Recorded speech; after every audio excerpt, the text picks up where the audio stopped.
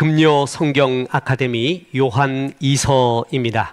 요한 2서는 성도가 서로 사랑과 진리 가운데 거하며 거짓 순회 전도자들을 경계하면서 진리를 분별할 것을 권면한 사도 요한의 서신서입니다. 요한 2서에서 강조하는 것은 분별하라라는 것입니다. 우리가 사랑이라는 것을 굉장히 따뜻하고 포용적이고 그리고 모든 것을 수용하는, 우리는 사랑의 개념을 그렇게 보고 있습니다. 맞는 이야기입니다. 그런데 오늘 본문 요한 2서에서 말하는 사랑의 또 하나의 개념은 분별입니다. 잘 분별하는 것, 거짓을 아니라고 말하고 참을 수용하는 것. 참을 수용하기 위해서는 거짓에 대해서는 아니라고 말해야죠. 그것을 사랑의 또 하나의 형태로 이야기하고 있습니다. 자, 오늘 그 말씀을 같이 나누도록 하겠습니다. 요한 2서는 신약 성경에서 가장 짧은 분량의 책입니다. 1장 1절에 보면 장로인 나는 이라고 처음에 시작이 되는데, 프로스비텔로스, 이때 이 장로가 지금 오늘날 우리 기독교, 한국 기독교에서 말하는 장로하고는 개념이 좀 다릅니다. 연장자, 또한 지도자, 섬김이, 권위 있는 자라는 뜻입니다. 사도 요한이 나는 사도된 요한이 이렇게 말하면 더 권위가 있겠는데, 그는 겸손의 표현을 하고 그리고 더 따뜻한 표현을 하면서 이 수신자들에게 더 친근하고 가깝게 하나님 말씀을 전할 수 있도록 낮아진 모습으로 자기 자신을 장로, 프로스비텔로스인 나는 이렇게 소개를 하고 있습니다. 자, 요한 2서와 요한 3서를 잘 이해하기 위해서는 역사적 배경, 뭐든지 성경에서의 컨텍스트가 또 중요한 해석의 요인이 됩니다. 당시에 순회 전도자들이 있었습니다. 그때 당시 필요했던 하나님의 사역자들이죠. 그리고 지금도 그러한 경우가 있습니다. 무슨 얘기냐 하면, 예를 들어서 교회의 분쟁이 나거나 교회가 어려운 일이 있어요. 그래서 담임 목사님이 부재하고 있습니다. 또한 설교하는 사람들이 부재하는 경우가 있거든요. 그럴 때 뭐냐 하면은 은퇴한 목사님이나 아니면은 지금 목사님이지만 주일날 설교를 안 하는 다른 사역을 하고 있는 목사님들이 있지 않습니까? 그분들을 모셔다가 설교, 주일 예배를 인도하는 것을 부탁하는 예가 한국, 미국 어디든 지금 일어나고 있죠. 그래서 일종의 순회 전도자라고도 볼 수 있지만 정확하게 그러지는 않지만 그때 당시에는 이런 순회 전도자들이 많이 있었습니다. 이들은 순회하면서 복음을 전했습니다.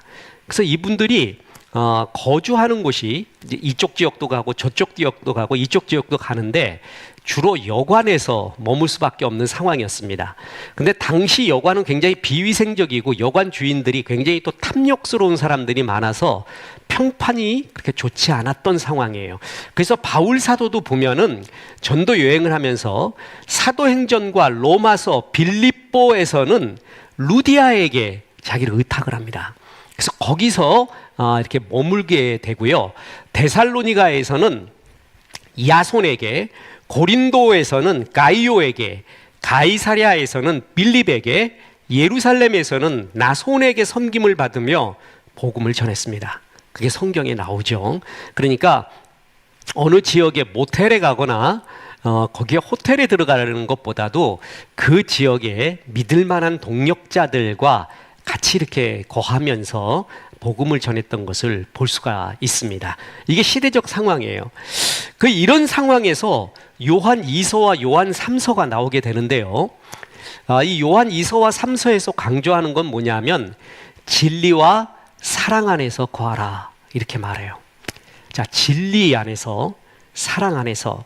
자, 사랑의 다른 이름은 진리를 올바르게 분별하고 진리 가운데 거하는 것이죠.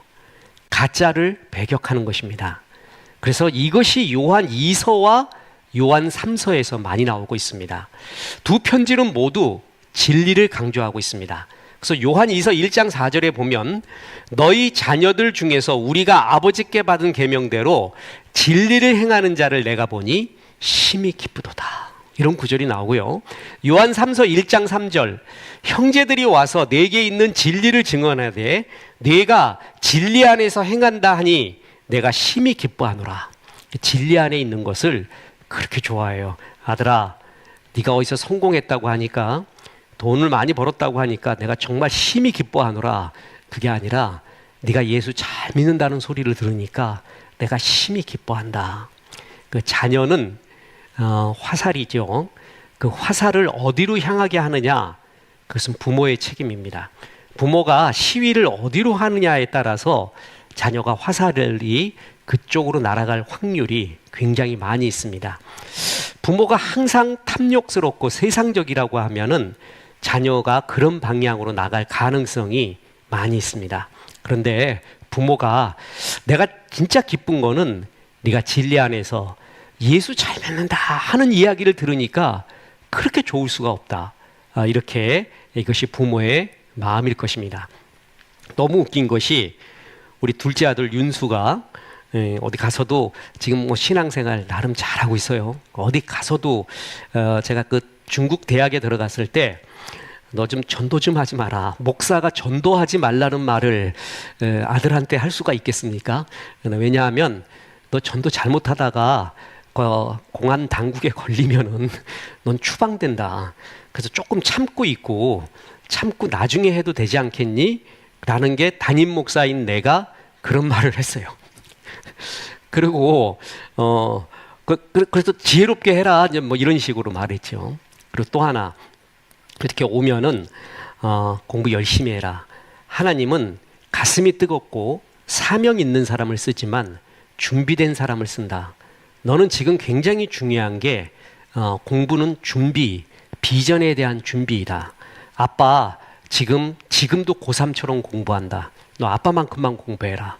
그러면 된다. 그런 얘기를 10마디 중에 7마디를 해줘요. 그러니까 얘가 거기서 상처를 받은 것 같아.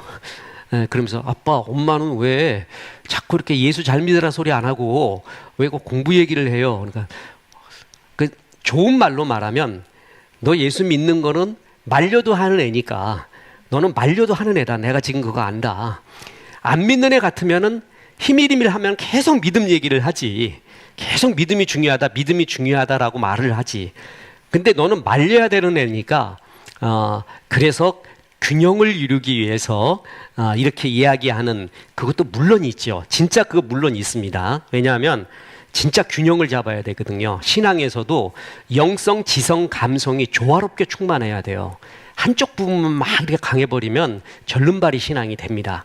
그래서 정말 주의 일을 하기 위해서는 조화롭고 전체적인 충만함이 필요하거든요. 그래서 더 그런 거다. 책 많이 보고 독서 많이 하고 생각 많이 하고 또 전공 과목에 대해 승리해야 되고 이제 근데 그걸 강조한 거예요. 그러니까 얘가 거기서 좀 상처를 입었다라는 듯한 그런 이야기를 하는 걸 듣고 그래, 그럴 수도 있겠다. 그런데 부모의 마음이 왜 안 그렇겠는가? 뭐냐면 네가 진리 안에서 행한다 하니 내가 심히 기쁘다. 그건 기본으로 깔려 있어요. 그러니까 제일 좋은 건 이거예요, 사실. 뭐냐면 네가 예수 잘 믿는다. 그 얘기만 그렇게 하면 그렇게 좋을 수가 없는 거예요. 그죠? 그건 어느 신앙을 가진 모든 사람들의 이야기일 것이고 신앙을 가진 목회자들의 마음도 늘 그러할 것입니다. 이게 우리의 마음의 기본에 있어야 됩니다. 왜냐하면 우린 잘 아는 게 나머지는 전부 안개 같다는 걸 압니다. 시간 조금만 지나보면 그거 다 안개 같습니다. 아무것도 아니고 그냥 다 흘러가고 입김 같은 이야기입니다. 진리 안에서 행했던 하나님 앞에서의 아름다운 스토리들, 그 흔적들, 그것만이 가장 영원하고 가장 아름다운 일입니다. 그래서 요한 2서와 3서에서는 순회 전도자를 중심으로 해서 그 진리를 잘 분별해라, 그 사랑해라, 이렇게 나와요. 자, 이제 구체적으로 봅니다. 두 편지 모두 또한 사랑을 강조하죠. 그래서 요한 2서에서는 1장 5절에 부녀여 내가 이제 네게 구하노니 서로 사랑하자.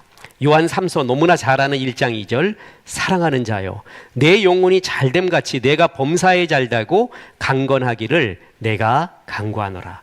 요한 3서 1장 5절 사랑하는 자여 내가 무엇이든지 형제 곧 나그네 된 자를 제에게 행하는 것은 신실한 일이니. 그러니까 요한 1, 2, 3서에서 제일 많이 등장하는 단어 중에 하나가 뭐냐면 사랑하는 자예요. 사랑하는 자요. 사랑하는 자요.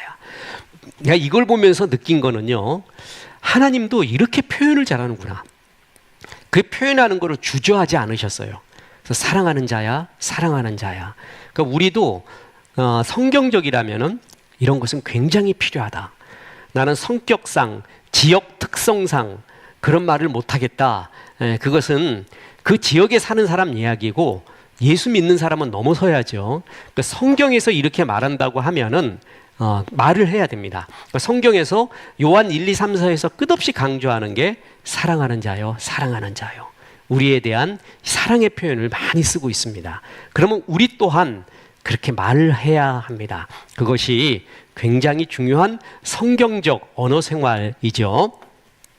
자, 요한 3서 1장 11절에도 사랑하는 자여 악한 것을 본받지 말고 선한 것을 본받으라.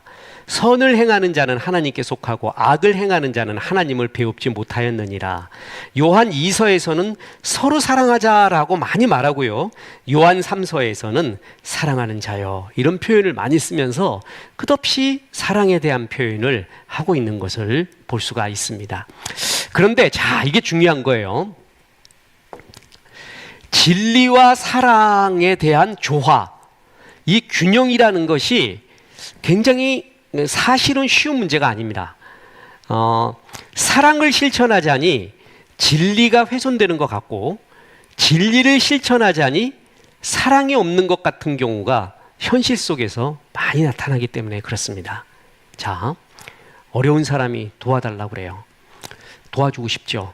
여러분, 만약에 교회에서도 끝없이 교회로 요청해 오는 게 이런 일들이 의미 있으니까 이런 선교와 구제일에 동참해 주시고 도와주십시오라고 와요.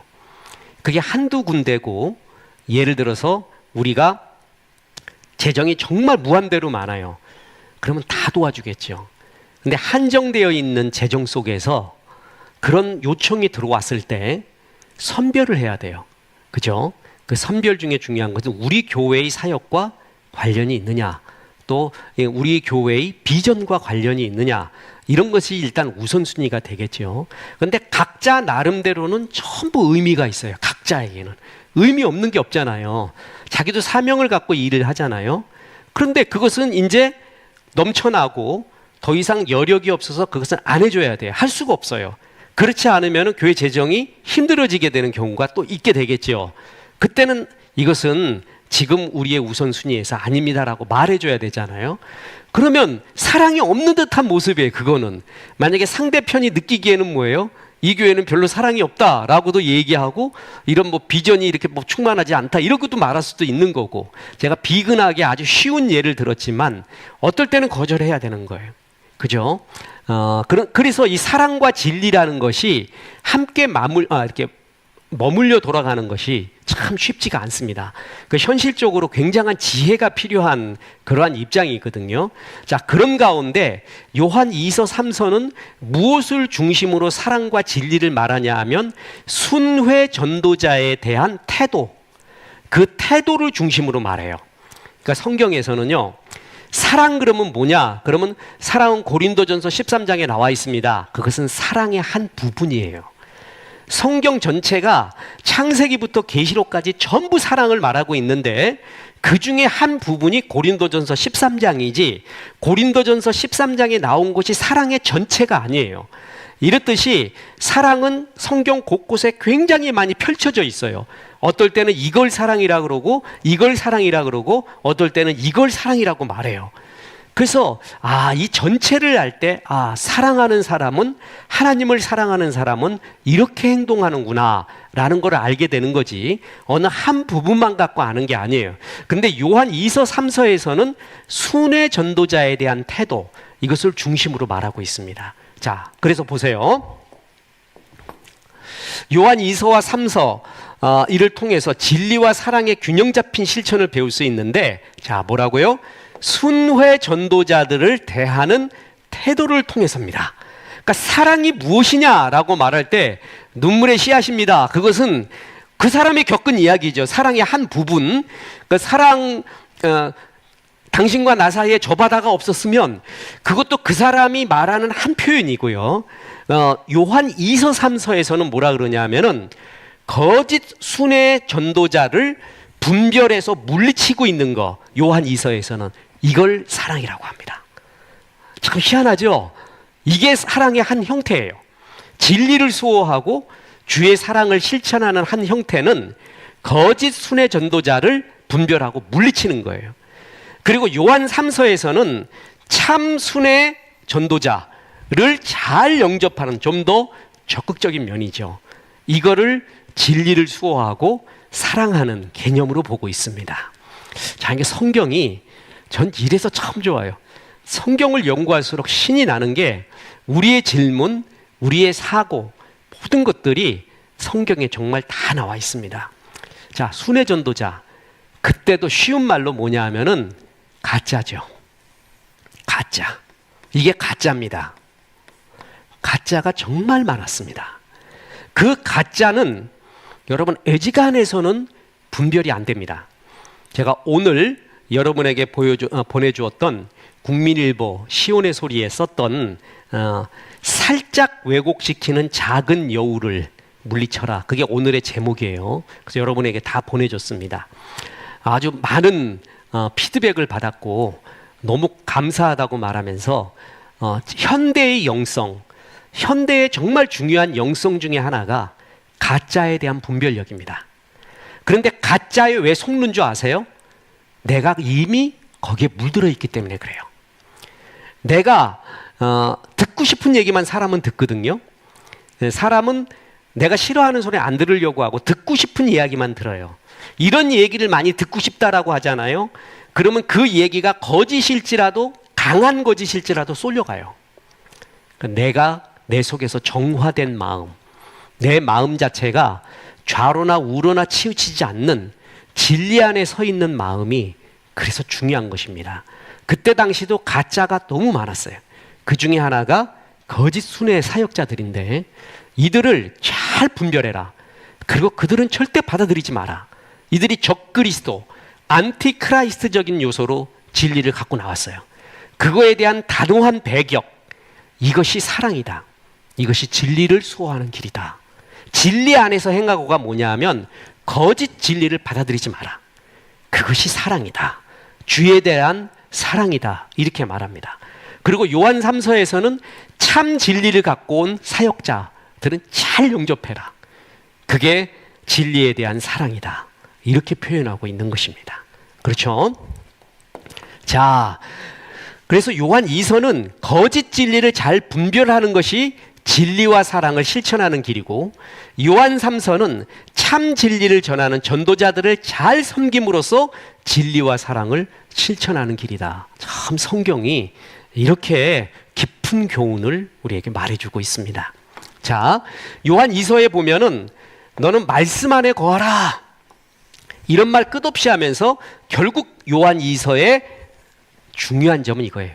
거짓 교사들을 삼가라. 거절해라. 이 거짓 교사가 뭐냐 하면 적그리스도적인 사람들입니다.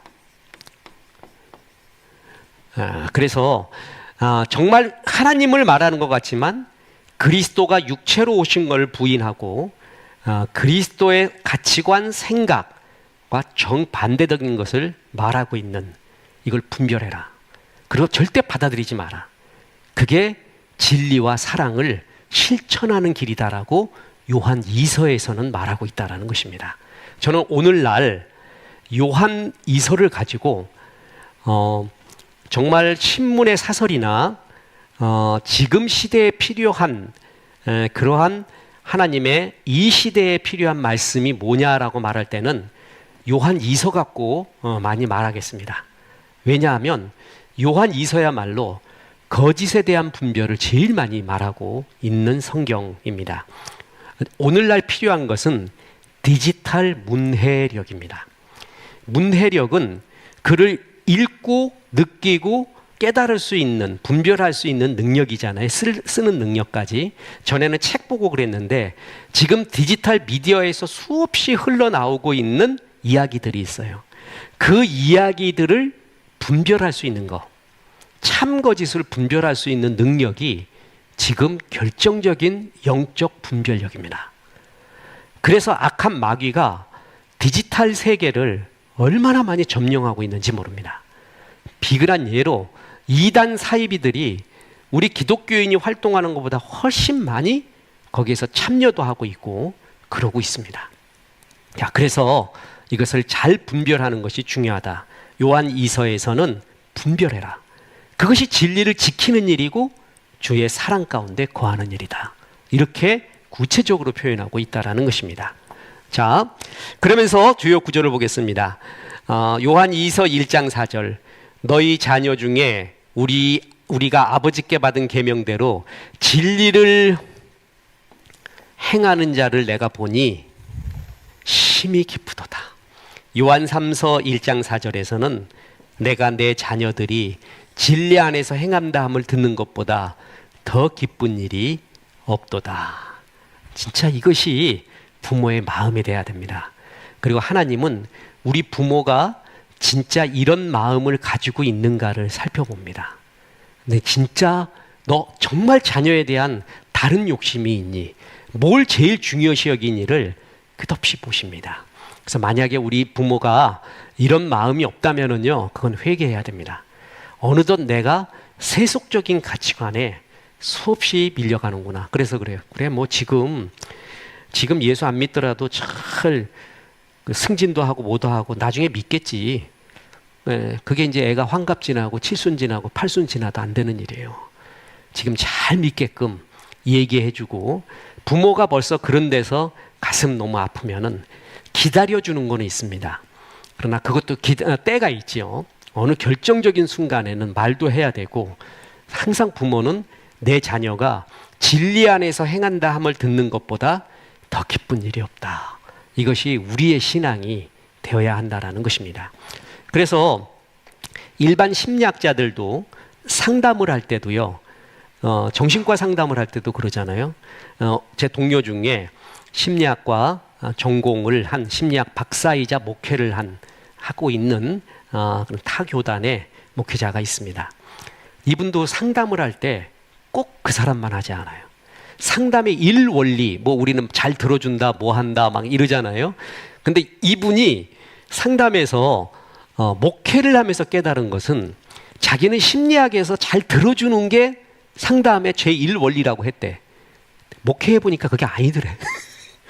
그건 죄야, 그건 아니야 라고 단호하게 말해줄 수 있는 거, 역사는 그때도 일어나더래. 그 자기 지금 공부한 거하고 이 컨플릭이 너무 일어나가지고, 그래서 야, 한 목사 그때는 어떻게 생각하는가? 그래서 차라리 진짜 무식한 목사가 이거 죄야 회개해 그럴 때 역사가 더 일어나더라는 거예요. 자기 내 들어주고 뭐가 어쩌고 저쩌고 할 때 역사 안 일어나는데 오히려 무식 단순한 말로 하나님 말씀으로 딱 되니까 되더라. 그래서 굉장히 고민이 되더래요. 그러나 이거는 이때 심리학에서 자기가 배운 것 중에 하나는 애만 데리고 오면 안 된다는 거예요. 부모를 데리고 와야 된대. 그래야 답이 나오더래. 같이 상담을 해야 된대. 같이. 그래서 애가 왜 이런가라고 보면 부모의 가치관이 잘못되어 있는 경우가 태반이라는 거예요. 그러니까 부모의 가치관과 애의 가치관이 충돌을 일으키는 그 사이에서 아이가 못 견디거나 부모의 가치관을 인정하지 않거나 이런 경우가 거의 태반이래요. 그래서 같이 들어야 답이 나온대요. 같이. 그거는 맞대. 그래서 뭐냐면 부모 자체가 우리가 진리 안에서 네가 행하는 걸 보니 내가 참 기쁘다 하는 것이 진짜 있느냐, 진짜 있고 이걸 기뻐하느냐라는 것이 우리를 돌아봐야 되는 아주 중요한 사항 중에 하나라는 것입니다. 우리나라가 유교 영향이 많죠. 그래서 제가 설교에도 말하지만 평상시에는 유교적이고 급할 때는 불교적이 돼요. 기독교인이라 할지라도. 이걸 빨리 벗어나는 게 정말 중요한 건데, 그 유교에서는 이게 출세가 참 큰 효도였습니다. 입신 양명하는 거, 이름이 널리 알려지고 그게 부모에 대한 어떤 효도의 개념, 그래서 우리 집안이 영의정했다, 좌의정했다, 뭐 원님 노릇했다, 뭐 이런 것을 굉장히 집안의 전통과 가문의 영광을 드러내는 어떤 일로 보는 경우가 지금도 많이 있습니다. 그가 그런 위치 속에서 이러저러한 선한 일을 했다면 그것은 자랑이 될 수 있습니다. 영광이 될 수 있습니다. 근데 그런 일은 하나도 하지 않고 그냥 그 자리만 차지한 것을 자랑하고 있다. 그것은 성경적이지가 않습니다. 그것은 진짜 성경적이지가 않습니다. 우리가 이런 마음이 가득하고 있다면은 우리의 자녀들이 진리 안에서 행한다 하면 우리의 가장 큰 기쁨이 되어야 합니다. 이게 성경적이고 하나님이 기뻐하는 부모의 신앙의 모습일 것입니다. 자, 그 다음에 요한 2서가 진짜 강조하는 게 이거라 그러죠. 그러니까 요한 2서에서 말하는 진리를 수호하는 길, 사랑을 실천하는 길은 거짓 진리를 분별하고 받아들이지 않는 거예요. 여기에 타협하지 않는 거예요. 그거를 요한 2서에서는 아주 중요시 여기고 있습니다. 요한 2서 1장 7절에 보면은 미혹하는 자가 세상에 많이 나왔으니 이는 예수 그리스도께서 육체로 오심을 부인하는 자라. 영지주의죠. 이거는 지금 정말 많이 했어요. 왜 이들이 육체로 온 것을 부인하는가? 영지주의.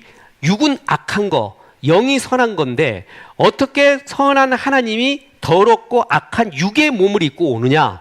그건 있을 수 없다. 그래서 육체를 입고 온 거를 부인하고 있었죠. 이 영지주의는 성경 아카데미에서도 한 두세 번 했습니다. 아직도 이해 안 가면은 나중에 한 번 더 얘기해줘야 신약 성경을 이해합니다. 바울 서신, 요한 서신 이런 것들을. 그래서 육은 악하기 때문에 극단적으로 나가는데 철저한 금욕주의적, 아니면 육신은 망가져도 된다라는 방탕주의로 흐릅니다. 말도 안 되는 이야기죠. 그죠? 그런데 그래서 사도들은 뭐냐면은 내가 눈으로 본바요, 만진바요. 이렇게 예수님은 뭐라고요? 육으로 오셨다라는 것을 강조하고 있죠. 육으로 오신 것을 부인하는 영지주의자들은 예수님이 십자가에 죽으신 거 있잖아요. 엘리 엘리 라바 사막단이라고 고통당하신 것이 실제로 고통당한 게 아니라 우리들을 교화시키기 위해 고통당한 척 하신 것이다. 그래서 그것을 가현설, 도케니즘이라고 말합니다. 이렇게까지 신학이 흘러간 거예요. 정말 말도 안 되는 것이죠. 그래서 육체로 온 거를 부인하면서 그때 당시에는 이것이 그때 기독교 지성계를 엄청 사로잡는 거예요. 그러니까 이게 참 이런 거 분별력을 정말 잘해야 되는 거예요. 그런 부인하는 자라, 이런 자가 미혹하는 자요. 심지어는 뭐라고요? 안티크라이스트, 적그리스도다. 이렇게 말하고 있습니다. 그래서 요한이서 1장 10절에 보면 누구든지 이 교훈을 가지지 않고 너희에게 나가는 자는 그들을 뭐라고요? 그들을 집에 들이지도 말고 인사도 하지 말라. 이게 진리 안에 있는 일이요, 또한 사랑을 실천하는 일이었습니다. 요한 2서에서 말하는 거짓 진리에 대해서는 확실하게 아니라고 말하는 것, 그렇게 말할 수 있는 것, 그것이 요한 2서가 말하는 진리 안에 있고 사랑을 실천하는 길이었다라는 것입니다. 근데 우리는 우리의 체면을 위해서 내지는 우리의 어떤 현실적인 이득을 위해서 우리 스스로가 생각하기에도 이거는 명백히 비성경적이다라는 것도 그것은 하나님이 원하는 길이 아닙니다라고 단호하게 말을 못합니다. 이게 지금 이게 두리뭉실해지잖아요. 그러면 정말 이 사회는, 그리스도인은 빛과 소금의 역할을 못하는 맛 잃은 소금이 있죠. 명칭은 그리스도인데, 명칭은 소금인데 맛을 잃어버렸어요. 그러면 나중에 뭐라 그러냐면 사람들에게 밟힐 뿐이라 이렇게 말했습니다. 이런 사람 되지는 말아야 된다는 거죠. 명백히 비성서적이고 그리고 진리가 아니다 라고 말하면 그것을 뭐라고요? 집에 들이지도 말고 인사도 하지 않는 것. 그게 요한 2서에서 말하는 사랑이에요. 진리를 수호하는 길이라는 겁니다. 자, 그렇죠. 참 성경이 정말 깊게 우리에게 말하고 있죠. 적그리스도의 가르침을 가지고 집집마다 방문하는 거짓 순회 전도자들이 있었습니다. 이런 사람들에게까지 사랑이라는 이름으로 호의를 베푼다? 그것은 사랑이 아니라는 거죠. 집에 들이지도 말고 그런 사람은 인사도 하지 않는 게 그게 사랑을 지키는 일이지, 모든 사람한테 친절해야 된다, 모든 사람한테 이렇게 해야 된다, 그게 아니라는 거예요. 여기선 단호해야 된다라는 것입니다.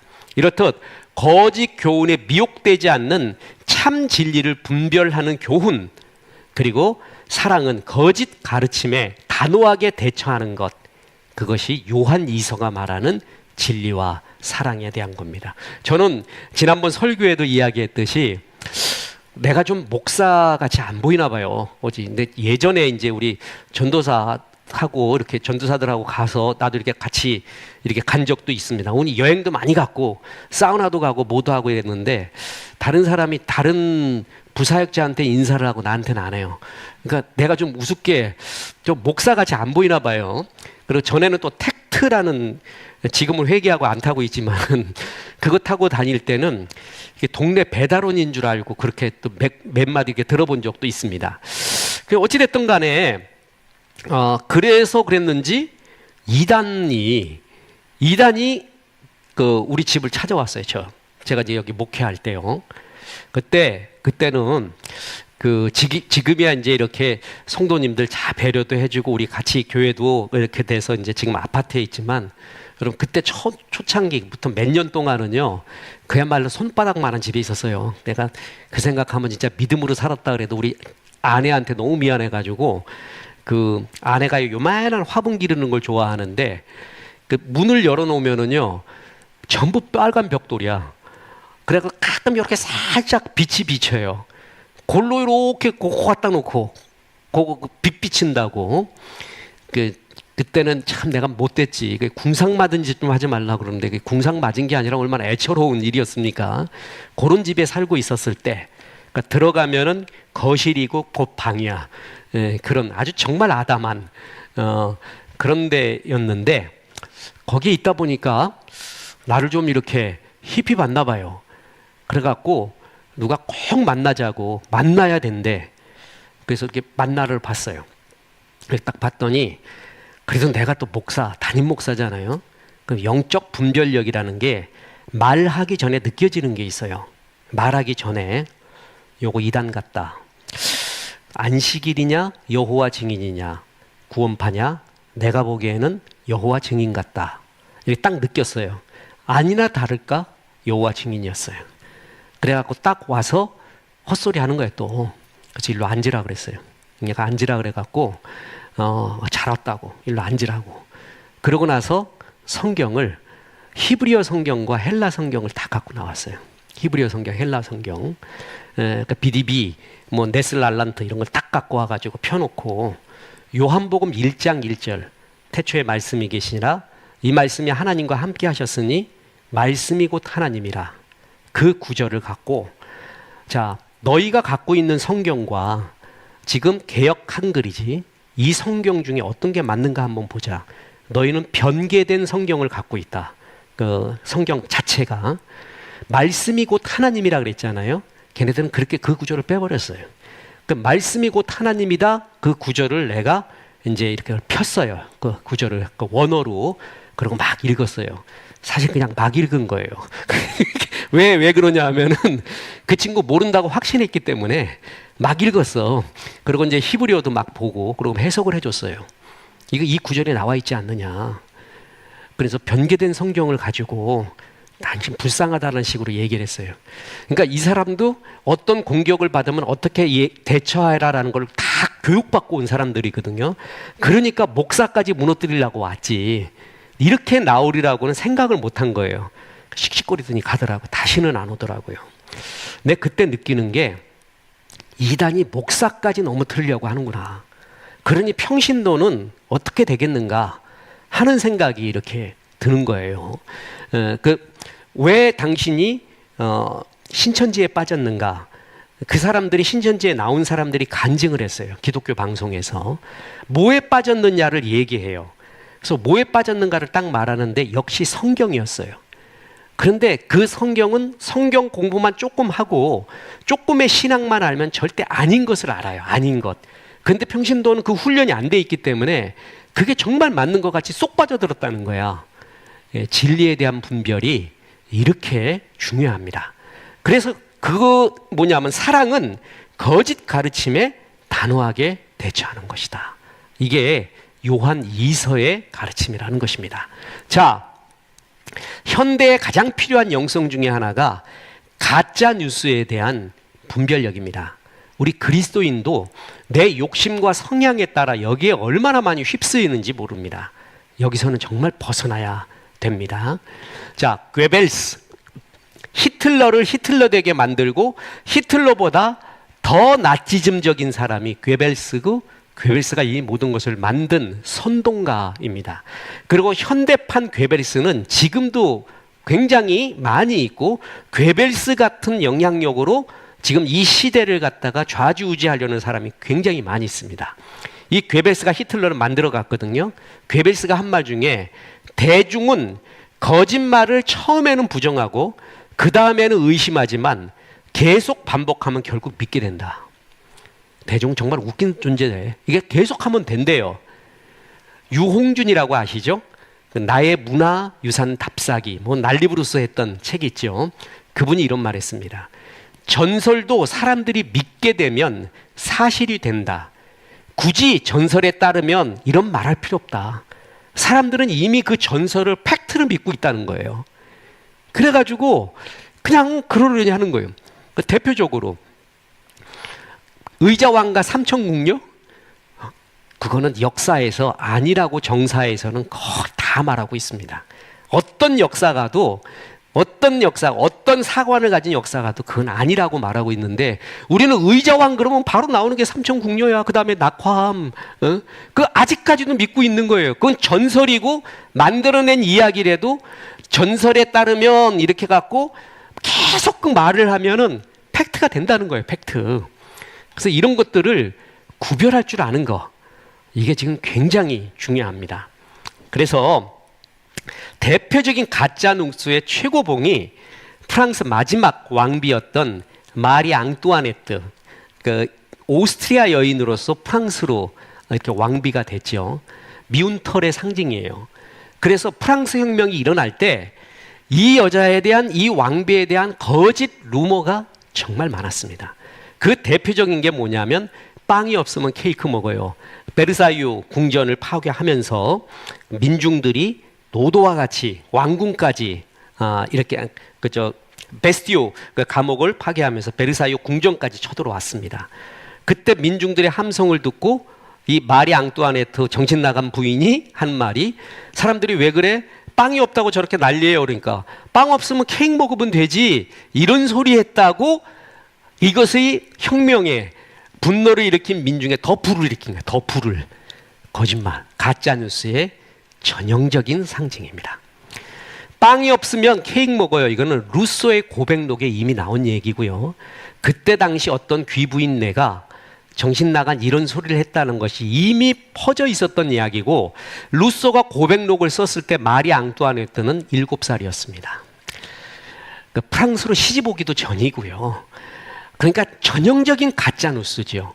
그리고 사치에 빠져가지고 프랑스 재정을 다 농간한 여인 마리 앙뚜아네트. 프랑스 재정이 그때 고갈이 됐습니다. 자체적인 7년 전쟁과 미국 독립 전쟁에 프랑스가 자금을 엄청 댔습니다. 그래서 재정이 바닥이 났는데 그건 안 보고 싶지도 않고 이 여자가 허랑방탕해가지고 다 써먹었다.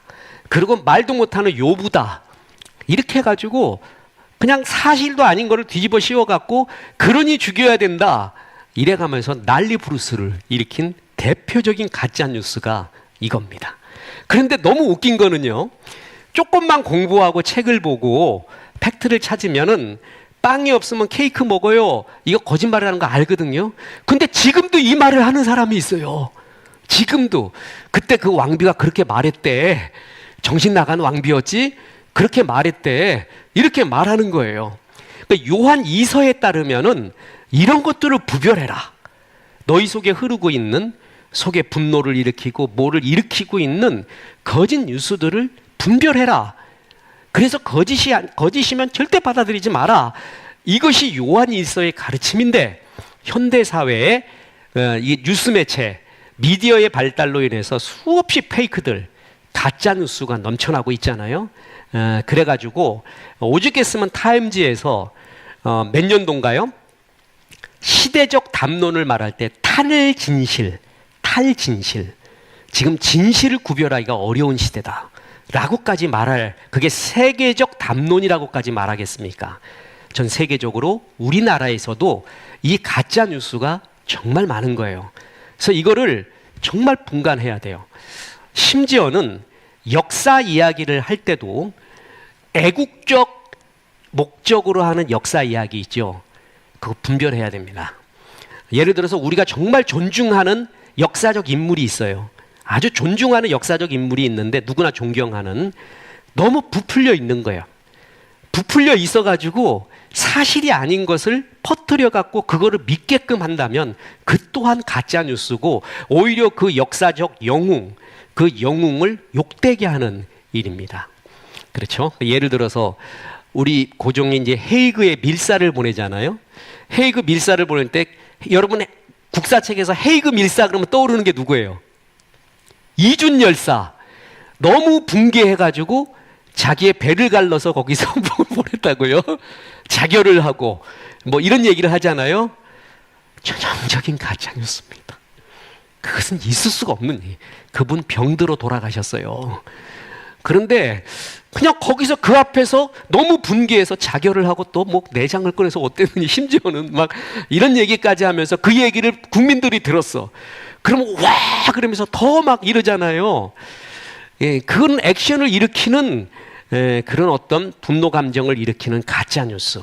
아무리 애국적 취지에서 말했다 할지라도 그 팩트가 아닌 것을 그렇게 하면 그것은 국민들을 정말 호도하는 정말 악한 일입니다.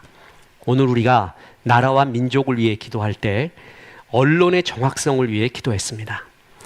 좌로나 우로나 치우치지 않는 언론이 되게 도와주옵소서. 정말 균형 있는 언론이 이 세계에, 우리나라에 있어야 됩니다. 국민들은 균형 있는 언론의 공정한 보도를 들을 권리가 있습니다.